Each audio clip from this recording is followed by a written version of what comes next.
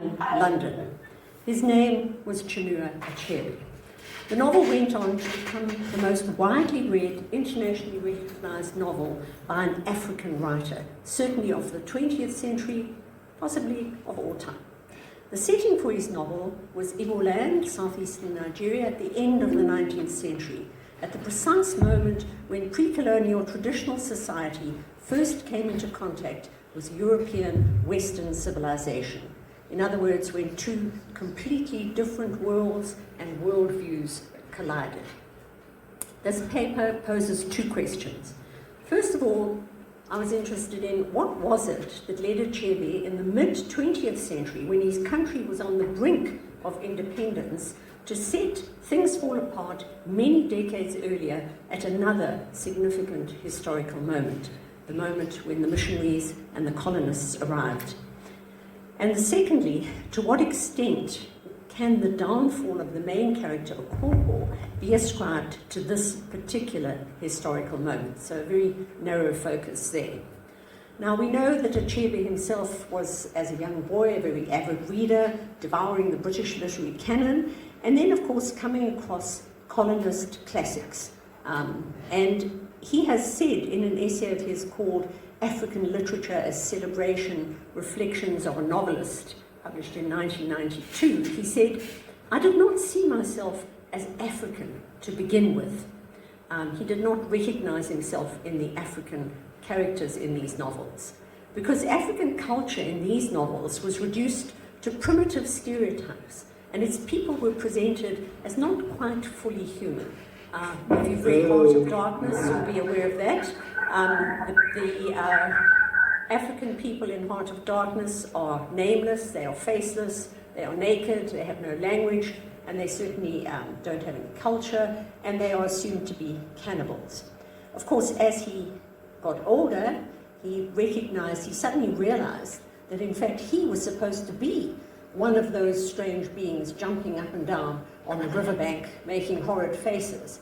And so he came to the realization that novels set in Africa by Europeans were from a European perspective and did not reflect the reality of his experience. So one of the prime drivers behind his writing of Things Fall Apart and his setting of it at the time that he did was to counter the reductive colonial narrative that dominated in the 19th and 20th century literature written by Europeans about Africa. As we know, in the 1950s, many countries, former colonies in Africa, were gaining their independence from their colonial masters, and African intellectuals at the time were increasingly interrogating their relationship with the West. And so in his novel, Achebe has said that he deliberately set out to reclaim the richness of African culture and humanity.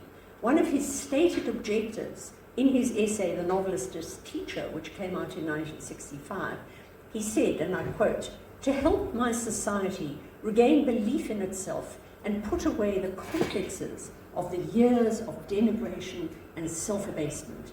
He saw himself as someone who had a moral duty to re-educate his people, to teach, as quoting again, his readers that their past, with all its imperfections, was not one last long night of savagery from which the first Europeans acting on God's behalf delivered them. He quoted the Igbo proverb, "A man who cannot tell where the rain began to beat him cannot know where he dried his body."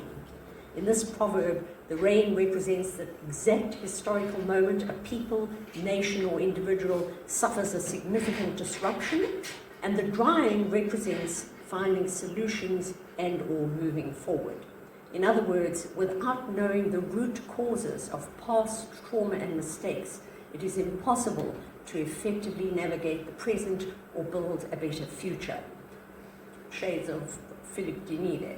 For Achebe, it was critical for Africans to know their history. And so in the first long part of Things Fall Apart, he spends quite a lot of time painting a picture of a fully functioning, coherent, pre-colonial society, where people go to market, where people get married, where people have elaborate funerals, children are born, disputes are resolved by elders in the community, in the clan.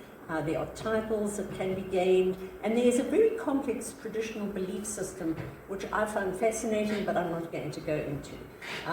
But certainly it is a coherent, fully functioning society. He is at pains to point out that different clans have different customs, and even within the Amorphian clan, there are certain practices that have changed over time. In other words, the culture is not static. While continuity is preserved, change is accommodated. Now, one of the things that makes it very interesting, this whole depiction of the time and period and the culture, is that it's never simplistic or idealized. He doesn't portray the pre-colonial period as idyllic, and any attempt to romanticize it is impossible. Despite the positives about the culture, there are many negative practices and superstitions that prevent the reader from seeing this time as utopian. Things like women having no voice, wife beating being the norm, twins being put out to die, etc. And so, you know, we realize that it is not without its flaws, but we also realize that it is a culture that is dynamic, that does change over time. Okay. And what he does, as I say, is to establish very firmly and extensively this stability and coherence. It is quite clear that despite certain flaws that exist within this society, they are insufficient in themselves to cause the implosion of the clan. And so Achebe turns to the precise historical moment towards the end of the 19th century when the Igbo people first came into contact with the West. First with the arrival of the Christian missionaries, and secondly with the arrival of the British officials and administration. This is the moment where, to quote the proverb, the rain began to beat. And for the first time, the reader witnesses this experience from the perspective, as it were, through the eyes of the indigenous African population. The novel presents the clash of value systems that ensues, Igbo traditional communal ethics versus missionary and colonial modernity. Readers are invited to reinterpret many core values such as civilization, strength, law, and progress. Its hermeneutic power lies in reversing inherited readings of Africa from the colonial archive and showing values as context-bound, contested, and evolving. The reader is reoriented from a colonial stereotype to an insider view. That's enough about why he chose to set it then. Now to the second question. To what extent can our main character Okonkwo's downfall and ultimate death be ascribed to this particular historical moment? There are many other factors, but I'm concentrating just on that. Things Fall Apart, as some of you will know, is essentially the story of one man, Okonkwo. Okonkwo's fate, what happens to him over the course of the novel, is at the heart of the reader's challenge in interpreting this novel. In the classical tradition of the tragic hero, Okonkwo ends up a broken man at the end of the novel, having started off as kind of hero, a very successful person. He takes his own life, despite his full awareness that this is the ultimate abomination in the clan's world. And so the most intriguing question presented to the reader is, how do we interpret what has led Okonkwo, our hero, to this end? Why does he commit suicide? We are encouraged to explore multiple possible explanations. There isn't a single interpretation, one that dominates particularly. Meaning remains, as one critic put it, intriguingly complex and peculiarly elusive. But the most obvious cause, I suppose, of his destruction is the fact of the British colonization of Igbo land. If the Christian missionaries from England, closely followed by the colonial officials and their administrative and legal systems, had never come to Umuofia, it is certain that the clan would not have fallen apart and Okonkwo would not have committed suicide. While there are certainly flaws and contradictions in pre-colonial Morphea and traditional society, they are insufficient to have caused the collapse of the clan. In fact, the fact that the clan's customs adapt gradually over time indicates that the culture was robust and would have persisted indefinitely despite tensions which might inevitably arise. Had the British not come to Morphea, especially during Okonkwo's exile from his home village in Mbanta, he would have returned to a largely unchanged situation, and he would have been able to pick up where he left off in his drive to become one of the lords of the clan.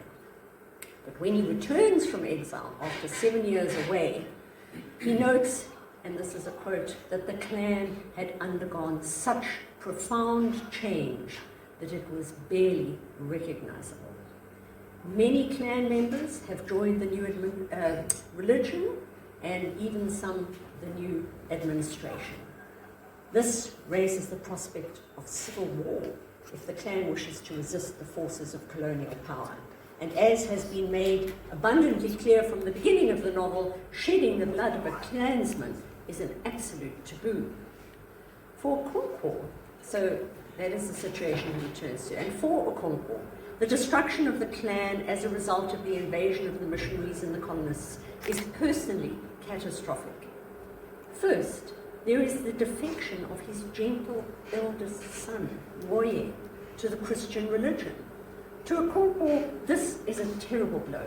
Not only does he regard the new religion as crazy and as full of womanly men, as he calls them, but he also sees abandoning the gods of one's father as the very depth of abomination.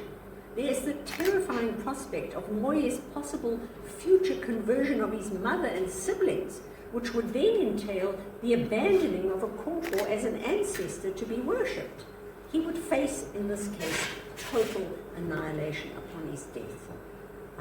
So that is a really personally catastrophic moment in his story. Secondly, of course, he discovers upon his return that the church and the colonial government are firmly established in Morphea. They are churches, schools, hospitals, a trading store, all of which have seduced many clansmen away from their traditional customs. The administration has elevated foreigners and ordinary men to positions of power and authority. And there's a court where alien justice is administered.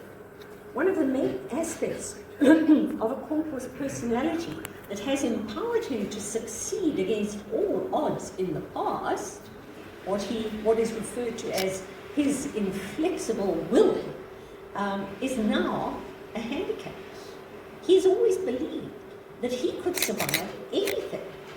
However, confronted by an alien force which cannot simply be defeated by violent means, it is Okonkwo's inflexibility, his inability to bend, which renders him incapable of adaptation and leads inevitably to his destruction. While there are other character traits that play a part in leading Okonkwo to eventually commit suicide, there are other possible ways of accounting for what happens to him. For the purposes of this paper, it is only the impact of colonization that is relevant. I just wanted to point that out because there's so many other things that one could talk about. What finally breaks Okonkwo is the moment immediately after his execution of the court messenger. At the Great Assembly, Morphea seemed to be reaching the point of deciding to take up the fight against the colonists and converts. And of course this made Okonkwo very happy, even at the risk of killing their fellow clansmen. However, when Okonkwo, in a fit of rage, beheads the court messenger, he suddenly finds himself alone and unsupported. He realizes in that moment, and I quote, that Morphea would not go to war. He heard voices asking, why did he do it? He feels betrayed by his clansmen when they do not join him in killing the other messengers at the meeting. No doubt they fear retribution on the scale of the Abame massacre, but for Okonkwo, their inaction and confusion make him realize that he is ultimately alone in this fight. The massacre of Abame happened when the colonial powers literally wiped out an entire village because of one white man's death. The next time we see Okonkwo, it is as a corpse dangling in a tree. He has hanged himself. This act cannot be seen as resulting from his fear of what will happen to him at the hands of the British judicial system, something my students often offer. What it is clearly not is an act of cowardice. He does not fear the colonists or their power. A man like Okonkwo would not recognize the right of these foreigners to decide on his punishment. Their laws are not his laws. In his mind, they have no legitimate jurisdiction over him. Perhaps he believes that by taking his own life, he is denying the British the satisfaction of judging and executing him themselves. It could be seen as an act of defiance. For Oberika, his best friend, the apportioning of blame, however, is clear. When the district commissioner appears with a posse of men to arrest Okonkwo, a church was burned down and Okonkwo was part of that, Oberika accuses the district commissioner directly of responsibility for this tragedy. He says, "You drove him to kill himself," perhaps referring to the humiliation and abuse that Okonkwo had recently suffered while under arrest with some other elders for burning down the church. The novel ends by abruptly shifting the narrative to the district commissioner's perspective in the final paragraph. What is the purpose of this shift? Well, it can be argued that Achebe includes the district commissioner at the end of Things Fall Apart to expose the arrogance of British imperialism and comment on how colonial histories were written. He reveals that the colonizer views the complex, tragic history of both the individual Okonkwo and the Igbo people as merely a brief anecdote or a footnote for his upcoming dismissive book, The Pacification of the Primitive Tribes of the Lower Niger. This serves as a stark critique of the European gaze and a reminder that the official written record of colonized cultures was deeply flawed, self-serving, and devoid of genuine understanding. So to conclude, this paper has focused on two main points. First, what motivated Achebe to set this novel at the precise historical moment that he did, and secondly, to what extent is this responsible for the downfall of Okonkwo. The power of this novel, I think, lies in its slipperiness, its defiance of neat explanation or assertion. While documenting accurately the clash between African tradition and Western modernity, the collision of two very different worlds, and telling the story of an African tragic hero, it is a text which transcends a simplistic single interpretation. It invites readers to reinterpret tradition as negotiated and not mechanical, and to consider Okonkwo's story from a multiplicity of views. This ensures that the text can speak to readers to this day, no matter the distance in time and place. Thank you.